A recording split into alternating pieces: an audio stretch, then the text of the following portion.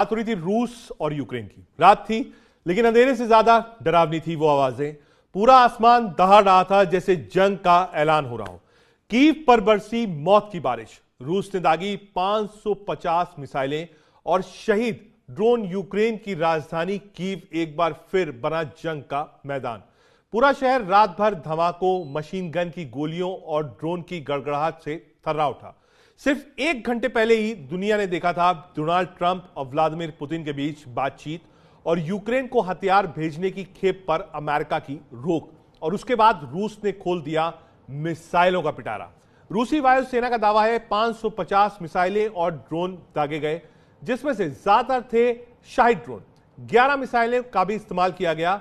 हमले का निशाना था कीव। मेयर विटाली क्लिस्टिस्को के अनुसार 23 लोग घायल हुए, 14 अस्पताल में भर्ती हैं। कीव के 10 में से 5 जिलों में तबाही की पुष्टि करी गई है। स्लोमेंस्की जिला में 5 मंजिला इमारत ढह गई, 7 मंजिला इमारत में लगी है आग। स्वदोष्की जिला में 14 जिला इमारत में भीषण आग लगी है। 8 मंजिला इमारत की पहली मंजिल बर्बाद हो गई है। डानस्की और होल्वेस्की मलबे की बारिश हुई है। गाड़ियों में लगी है आग। रेलवे, गोदाम, गैरेज, ऑटो सर्विस सेंटर तक चपेट में। यूक्रेन की वायु रक्षा ने जवाब जरूर दिया। 270 ड्रोन मार गिराए, 2 क्रूज मिसाइलें रोकी गईं, लेकिन 208 टारगेट जाम होकर रडार से गायब हो गए। शहर की सड़कों पर बड़ा ड्रोन का मलबा है। कम से कम 33 जगहों पर गिरा है मामला। रेलवे ढांचे को भी बड़ा नुकसान हुआ है। अब सवाल यह है, क्या रूस ने यह हमला ट्रंप पुतिन डील के इशारे पर किया?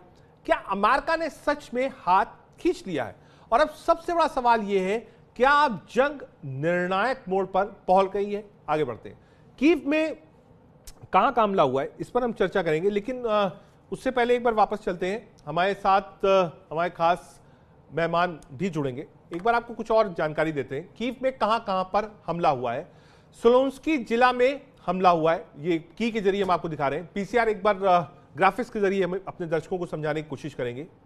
कीव में कहां कहां पर हमला हुआ है, ये हम आपको बता रहे हैं। स्लोमिस्का जिला में हमला हुआ है। साथ ही साथ 7 मंजिला इमारत की छत जो है वो गिर गई है। गोदाम, गैरेज और ऑटो मरम्मत सेंटर में आग लगी है। ये सब बात होगी। अब एक बार चलते हैं, अपने खास मेहमान हमारे साथ के सिन्हा सर जुड़ गए होंगे। सिन्हा सर, क्या आपको मेरी आवाज मिल रही है? ठीक है। संजय कुलकर्णी सर। संजय सर, ये बातचीत के बाद अटैक, यानी पुतिन मेंटली प्रिपेयर थे पहले से कि उन्हें क्या करना है। अमेरिका का हाथ खींचना, पेंटागन की रिपोर्ट, ट्रंप की कॉल, ट्रंप का ईरान पर हमला, और इधर रूस ने हमले और तेज कर दिए यूक्रेन पर। देखिएगा, मकसद ही पुतिन का आज ये 500, इससे पहले भी है, 1 हफ्ता पहले भी उन्होंने कीव पे हमला किया और अभी भी दोबारा कीव पे हमला किया। 56% लोग यूक्रेन में चाहते हैं कि लड़ाई खत्म हो जाए। 56%, यानी कि अब जेलेंस्की का धीरे धीरे करके जो पकड़ थी देश के ऊपर वो कम हो रही है। रूस चाहते हैं कि जेलेंस्की का टेन्योर खत्म हो गया, वहां पे सत्ता बदलनी चाहिए और वहां से जेलेंस्की हट जाना चाहिए। तीसरी बड़ी बात, अगर किसी भी देश का कैपिटल जो है, कीव उसका कैपिटल है, अगर वो गिर जाता है किसी भी कारण से, आज की तारीख में गिरने के तादाद पर है वो, तो ऑटोमेटिकली जो लड़ाई है वो खत्म होगी। जब लड़ाई खत्म होगी, जब कैपिटल गिर गया है, तो पूरे यूक्रेन के ऊपर किसका होल्ड होगा? वो होगा पुतिन का। पुतिन जो अभी तक 25% लेकर के विश्व को लग रहा था कि शायद पुतिन खुश हो जाएंगे कि 25% यूक्रेन का मिल जाए, तो अब जब अमेरिका की सपोर्ट यूक्रेन से मुश्किल हो रहा है, और चाहे यूरोपियन यूनियन हो या नाटो के बाकी सदस्य मदद करने की कोशिश कर रहे हैं, लेकिन वो मदद उतनी नहीं हो पा रही है जितना कि रूस का हमला हो रहा है। और रूस ने भी अपना प्रोडक्शन जो है वो बढ़ा दिया है। प्लस चाहे ईरान की तरफ से रूस को मिसाइल ना मिले, ड्रोन ना मिले, उसके बावजूद भी अमेरिका ने और रूस ने अपना प्रोडक्शन जबरदस्त किया। यूक्रेन भी ड्रोन प्रोडक्शन में बहुत आगे है, बहुत एडवांस है, इसलिए वो भी पलटवार करके कोशिश कर रहा है कहीं ना कहीं मॉस्को में, कहीं ना कहीं रूस में हमला करके कोशिश की जाए। और उसका हमला इतना कारगर नहीं है जिस कारगरता से रूस ने अब यूक्रेन को जबरदस्त, आप समझ सकते हैं पहले यूक्रेन क्या कहता था कि 500 ड्रोन फायर किए, 500 मिसाइल, हमने 470 या 450 गिरा दी और हार्डली 20 या 30। अब नहीं, अब देखिए 50% से भी ज्यादा से नुकसान। तो कीव जो है हो सकता है कि अगले एक हफ्ते के अंदर कीव गिर जाए और उसके बाद फिर जो भी है यूक्रेन जो है पूरा का पूरा अब रूस के पास में आएगा और उसके बाद ही मसला हल होगा। क्योंकि अब नहीं मुझे लगता है कि पुतिन रुकेंगे, क्योंकि उनको लग रहा है कि अगर बातचीत करनी है तो पोजीशन ऑफ स्ट्रेंथ यही वक्त है, यही मौका है कि अब यूक्रेन, क्योंकि ये जो अपना अमेरिका है उससे उसका थोड़ा सा हाथ पीछे ले लिया है, प्लस उसको भी मालूम है कि अगर इजराइल जो है, अगर इजराइल को 100% सपोर्ट अमेरिका नहीं देगा तो वहां पे भी गड़बड़ होने का खतरा है। क्योंकि मिडिल ईस्ट में कहीं ना कहीं ईरान को लेकर के भी ईरान की जो सत्ता परिवर्तन होना था, वो सत्ता परिवर्तन इतने आसानी से ईरान में हो नहीं सकता। अब कहां पर है खैमेनी वो मालूम नहीं, पर जो भी है, जो भी मतलब ये जो कल्चरल, मैं एक चीज समझना चाहता हूं आपसे, अगर मैं आपसे समझने की कोशिश करूं कि आखिर पुतिन चाहते क्या है। शुरुआत में जब जंग की शुरुआत हुई थी तो लोग पहले 5 दिन में कहते थे कि साहब जो एयर कंट्रोल है वो पूरा ले लिया है रूस ने, ऐसा कुछ नहीं हुआ। उसके बाद देखिए यूरोप, अमेरिका सब साथ खड़ा हुआ और जंग इतनी लंबी छिड़ी। यह कहना कि इस जंग में रूस को नुकसान नहीं हुआ है यह गलत होगा। नुकसान रूस को भी ठीक ठाक हुआ, प्लस जंग इतनी लंबी खींचना जब आप यूक्रेन से लड़ रहे थे। अब पुतिन क्या चाहते हैं? क्या वो 3 बड़ी चीज, जैसे अधिपत शब्द मैंने इस्तेमाल किया, वो चाहते हैं नाटो में वो ना जाए, लेकिन ये जंग खत्म कैसे होगी? या आपको लगता है कि जब तक ठीक ठाक हिस्सा यूक्रेन का नहीं मिला लेंगे अपने में रूस में, तब तक पुतिन नहीं मानेंगे? मुझे लगता है जेलेंस्की के मरने से ही या जेलेंस्की के हटने से ही ये जंग खत्म होगी। क्योंकि पुतिन जो है अब उन्होंने ठान ली है कि अब मैं पूरा यूक्रेन लूंगा, क्योंकि ये यूक्रेन उनके नजरे में लिटिल रशिया है और रूस का ही ये भाग है। अगर दूसरे कोई सोचता है कि हम रूस को, जैसे खासकर यूरोप में मैंने जैसे बार बार कह रहा हूँ, जर्मनी और यूके, ये 2 देश है, उनको लगता है कि रूस का जो है दबदबा और रूस का जो है किस तरीके से इस देश को सोवियत यूनियन से उन्होंने रशिया बनाने की कोशिश की, अब रूस से रशिया कैसे बिल्कुल ही खत्म हो जाए। रूस खत्म नहीं हो सकता है, ये शायद जर्मनी को अब एहसास हो या ना हो, तो यूके को कम से कम इस बात का एहसास अमेरिका को हो गया है कि रूस को हम लोग अगर रूस के साथ रहेंगे, तो अगर उन्होंने चीन को दूर रखना है तो बेस्ट ऑप्शन आज ये है कि अमेरिका और रूस मिलकर के अगर पूरे विश्व में शांति ला सकते हैं तो ऑटोमेटिकली चीन जो है, और चीन इंतजार में बैठा है, उसने अपना कुछ खर्च नहीं किया है। अगर वो सोचता है कि ताइवान के ऊपर आज उसको लग रहा होगा कि आज ये सबसे बढ़िया मौका है कि ताइवान ले ले, तो वो भी नहीं ले पा रहा। तो विश्व में मल्टीपोलर वर्ल्ड की जो सब कोई सोच रहा है, मुझे लगता है विश्व दोबारा यूनिपोलर वर्ल्ड की तरफ चला गया है। सबको मालूम है कि अमेरिका ही है, लेकिन अमेरिका को टक्कर देने के लिए भी आज की तारीख में रूस है और चीन चुपचाप कॉर्नर में बैठा देख रहा है कि क्या हो रहा है। ठीक है सर, बहुत शुक्रिया आपका, आपने अपना कीमती वक्त दिया। हम आगे बढ़ेंगे, हमारे साथ मेजर जनरल रिटायर्ड के सिन्हा सर भी जुड़ेंगे। आगे चलते हैं, अगली खबर की ओर चलते हैं, उस पर चर्चा करेंगे, फिर के सिन्हा सर के पास चलेंगे और उनका व्यू लेंगे। अब बात करेंगे ट्रंप की बिग ब्यूटीफुल बिल की। जी हां, अमेरिका में 4 जुलाई की रात आजादी के साथ आए ट्रंप की सबसे बड़ी जीत हुई है। हथौड़ा चला है, वोटिंग हुई है और ट्रंप का बड़ा सुंदर बिल बन गया है कानून। अमेरिकी राष्ट्रपति डोनाल्ड ट्रंप को नेशनल पॉलिटिक्स की सबसे बड़ी जीत मिली है। उनका dream project 1 big beautiful bill अब कानून बन गया है।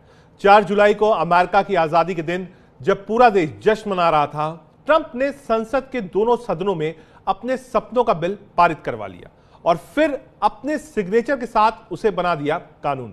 लेकिन यह सिर्फ एक कानून नहीं है, यह है ट्रंप की वापसी का घोषणा पत्र। यह है उनकी पॉलिटिक्स का ट्रेलर नहीं है, पूरी फिल्म है। सवाल यह है, क्या है इस बड़े सुंदर बिल में ऐसा जो ट्रंप को इसे किसी भी कीमत पर पास करवाना था? और इतना ही नहीं, इस बिल का खुलकर विरोध किया एलन मस्क ने। दुनिया के सबसे अमीर आदमी ट्रंप के कभी बेहद करीबी आज बन गए सबसे बड़े आलोचक। एलन मस्क बोले, यह बिल टेक्नोलॉजी, बिजनेस और प्राइवेट इनोवेशन के खिलाफ है। लेकिन ट्रंप ने कहा, देश पहले, बिजनेस बाद में। अब आपको बताते हैं इस बिल में क्या क्या है।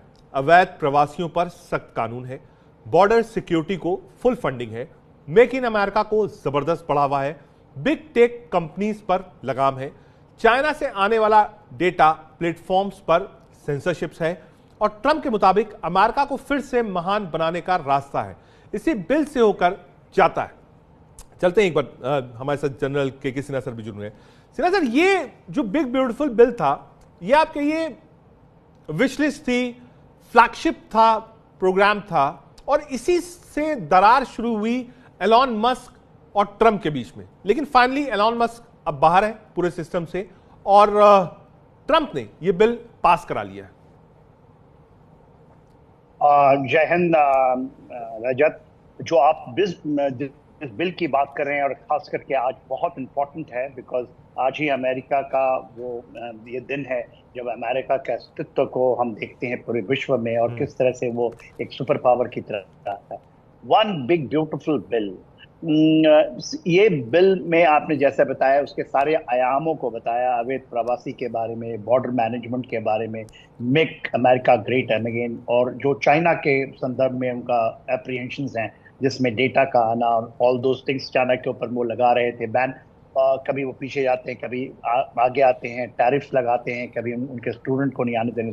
मगर ये जो बिल आज पास हुई है उसमें ट्रम्प के लिए तो एक बहुत बड़ी जीत है, क्योंकि देखिए वो जब आए थे तो उन्होंने अपने, जब उनके चुनाव का कार्यकाल चल रहा था तो इन सारी चीजों का जिक्र था, और उनको इसी के ऊपर में इतनी बड़ी जीत मिली है। जब दूसरे टर्म में वो आए हैं, बीच में उनको नहीं आने मिला था, क्योंकि ये जो इस बार उनका आना हुआ है, और देखिए वो भले ही लगते हो ट्रम्प कि ही इज इरेटिक, मगर उनकी जो डीप है और अमेरिकन सपोर्ट बहुत बड़ा है इसको।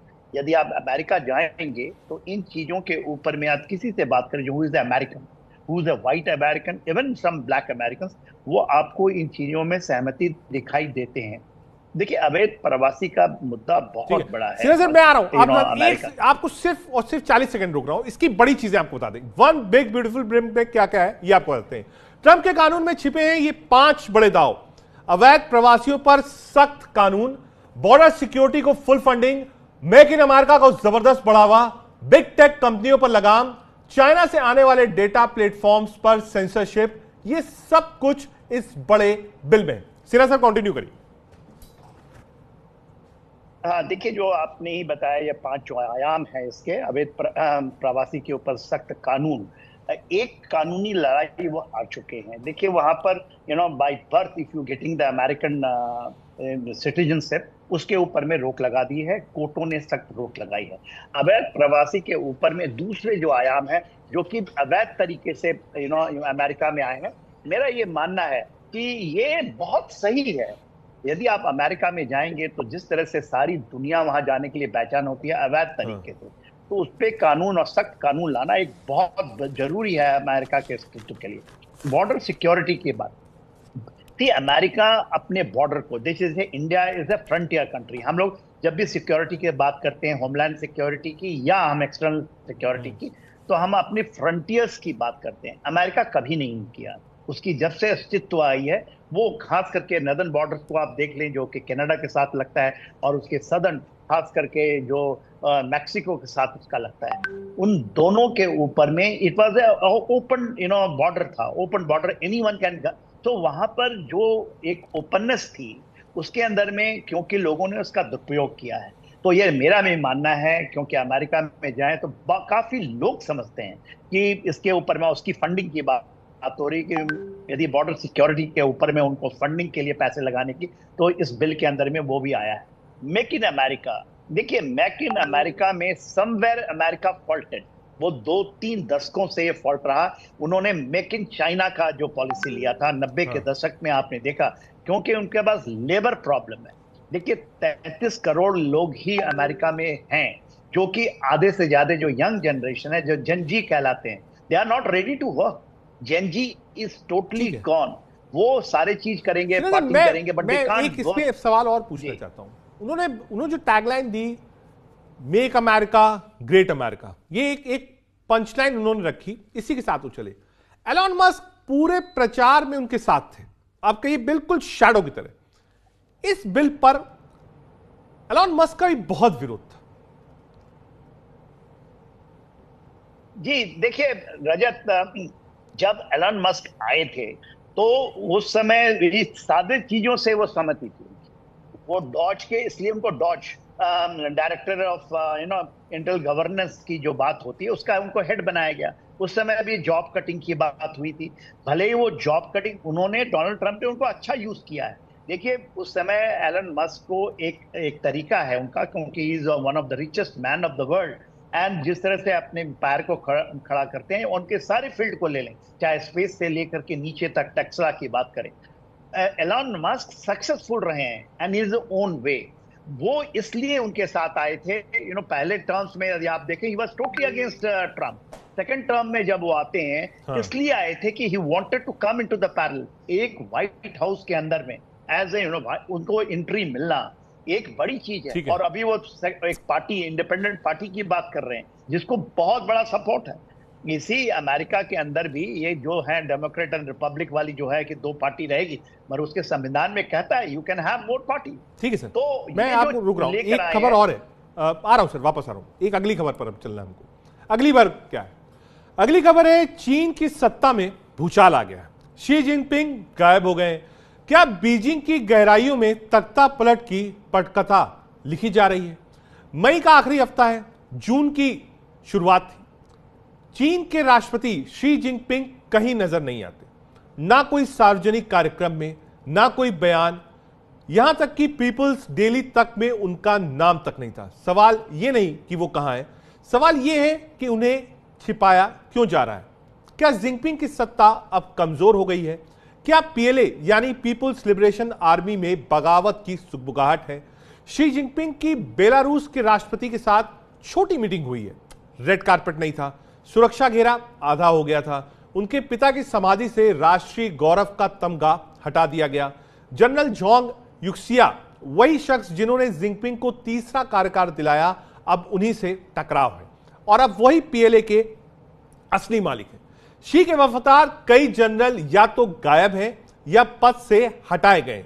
हू जिंताओ गुट फिर से उभर रहा है। सेंट्रल मिलिट्री कमीशन में जनरल जोंग का पलड़ा भारी है। वांग यी का नाम एक नए नेता के तौर पर जोरों से चल रहा है। साल 2022 कैमरे के सामने हू जिंताओ को मंच से जबरन हटाया गया था। आज उसी हू के गुट पर शक है कि वे शी की सत्ता से बाहर धकेलने की साजिश कर रहे हैं। इस मुद्दे पर खुफिया इनपुट कहता है कि पीएलए के वेस्टर्न थिएटर में फेरबदल हुआ है। मतलब साफ है, अरुणाचल और लद्दाख में नया बवाल हो सकता है। शी जिनपिंग की सत्ता अब सवालों के घेरे में है। बीजिंग की दीवारों के पीछे कुछ बड़ा पक रहा है। क्या वाकई हो रहा है तख्ता पलट, या चीन कर रहा है एक और मास्टर प्लान की तैयारी?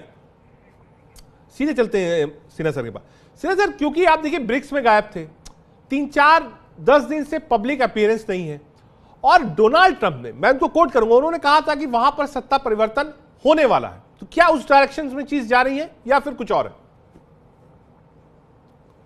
देखिए, जो रजत, जो चाइना वॉच रखते हैं और हम लोग भी बड़ा पैनी नजर रखते हैं, तो ये जो चीजें आप बता रहे हैं, जिसमें सब चीजें आपने बताया किस तरह से उनका अब जा करके उनको एक कंस्ट्रेंट किया जा रहा है, उनको रिस्ट्रिक्ट किया जा रहा है।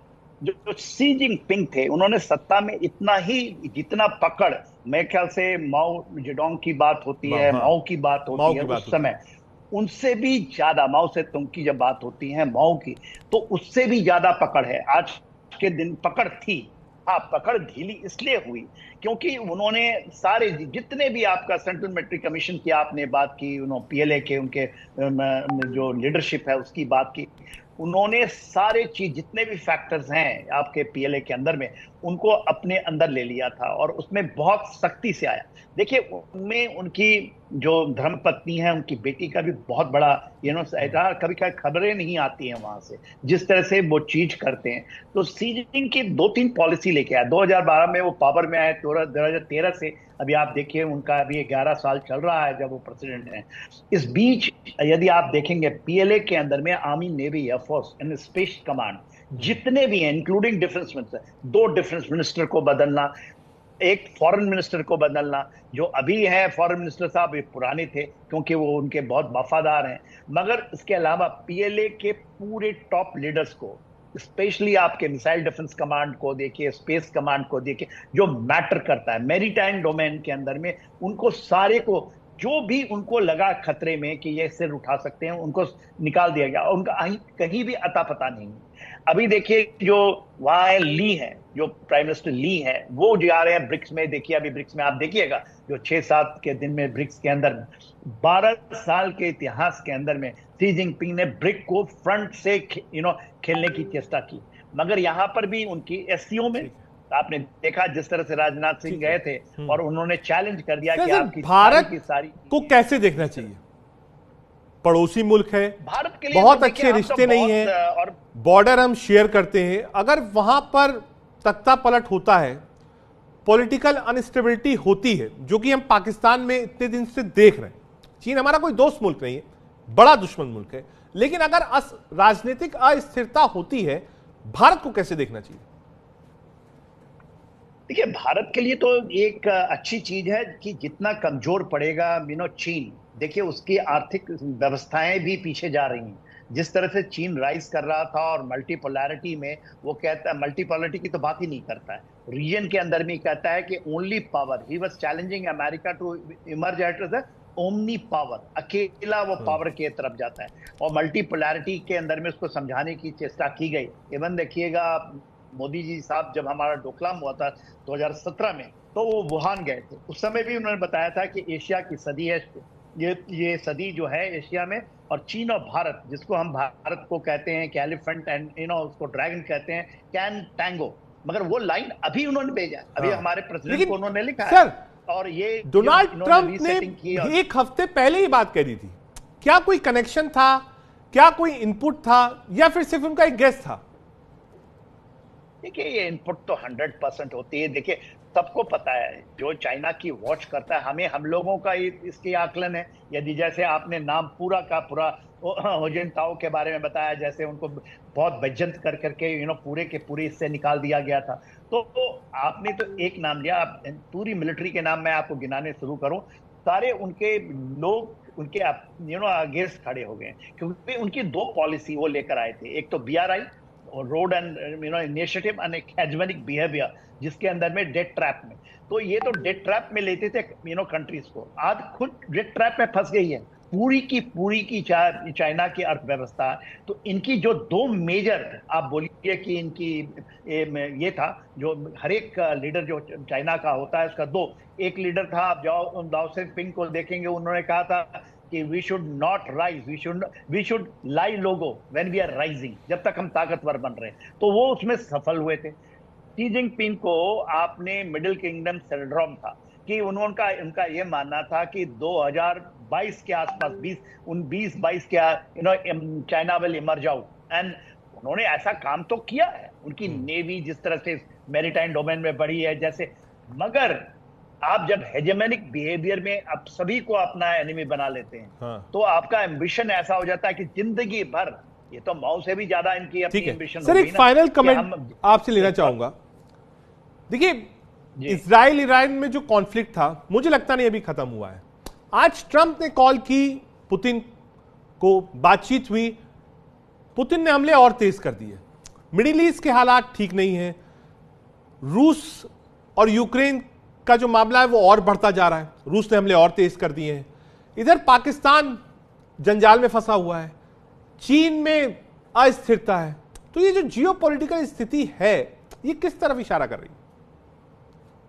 देखिए ये 21वीं सदी का, हर एक सदी में आप देखेंगे beginning of first quarter, 2025 first quarter आप देख लीजिए, तो हरदम ये जद्दोजहद 19वीं सदी से 20वीं सदी और 21वीं, तो कोई डिफरेंस नहीं।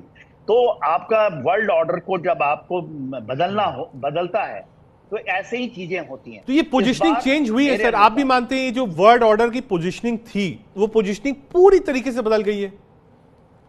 100%। देखिए ना, मल्टीपोलैरिटी अमेरिका नहीं मानता था, चीन नहीं मानता था, रशिया इसमें मानता है, इंडिया मानता है, दूसरे भी पावर है, क्योंकि पावर आज के दिन में कॉम्प्रिहेंसिव नेशनल पावर ऐसा नहीं होता कि केवल इकोनॉमिक और मिलिट्री पावर से ही आप बन जाएंगे। बहुत सारे आपकी स्थिरता जो होती है, आपका जो देश के अंदर में आपकी व्यवस्था है, राजनीतिक व्यवस्था, उसके अंदर में कितनी स्टेबिलिटी है, वो सब चीजें, और उसमें टेंजेबल एंड टेंजेबल फैक्टर है।